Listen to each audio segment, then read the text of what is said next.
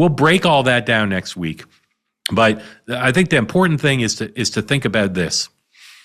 When you're thinking about this process, don't think about who can win a general, think about who can win the nomination.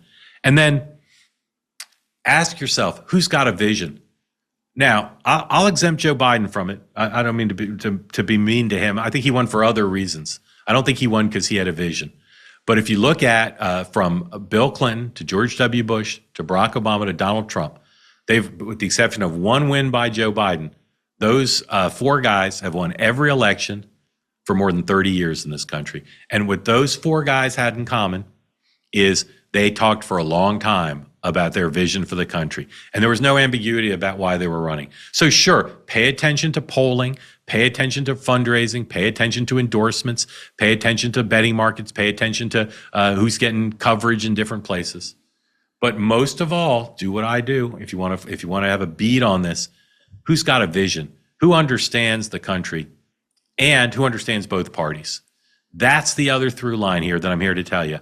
Clinton, Bush, Obama, Trump. All four of them, when they ran, said, here's where my party's at. Here's what's wrong with my party. Here's what's good about my party, but here's what's wrong with my party, and here's what's wrong with the other side. And here's how I'm going to bring voters from the other side to my side. Every one of them won voters who hadn't previously voted for their presidential candidates, their party's presidential candidates. Now, some people say Trump destroyed both parties, and there's some truth to that. But Trump understood both parties too, and he does to this day. Does J.D. Vance understand both parties? I think he does. I think it's one of the underrated things about him.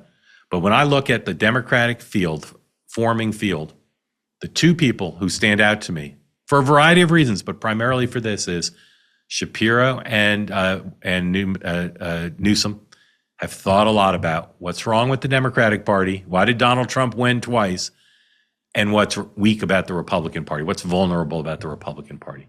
So as I said, next week, I'll unveil the first of my 8 for 28, the top 8 prospects to win the Democratic nomination. We'll talk about their strengths, their weaknesses, their hidden strengths and weaknesses.